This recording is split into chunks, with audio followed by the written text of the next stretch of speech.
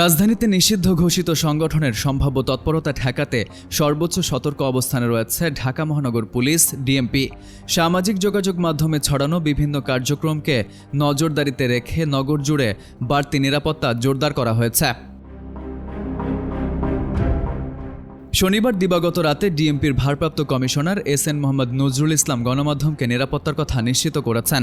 ডিএমপির অপর এক ঊর্ধ্বতন কর্মকর্তা জানান, কন্ট্রোল রুম থেকে বৃহস্পতিবার রাতে রাজধানীর সব থানায় বিশেষ বার্তা পাঠানো হয়েছে।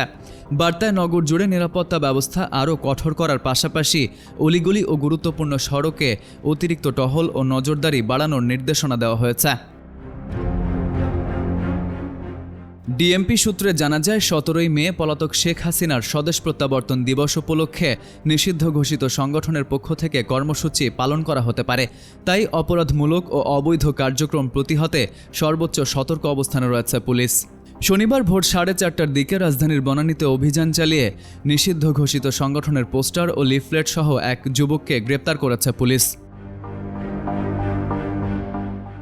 ঢাকা জুড়ে পুলিশের এ সতর্কতা নিয়ে ডিএমপির ভারপ্রাপ্ত কমিশনার বলেন, কোনো নিষিদ্ধ রাজনৈতিক দলের দিবস আছে কি নেই এটি দেখার বিষয় না এবং কোনো ধরনের হুমকিও নেই।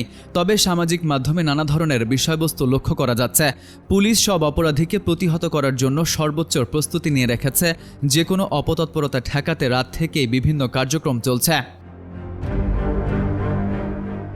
Farid U Ahmed, IBTV USA।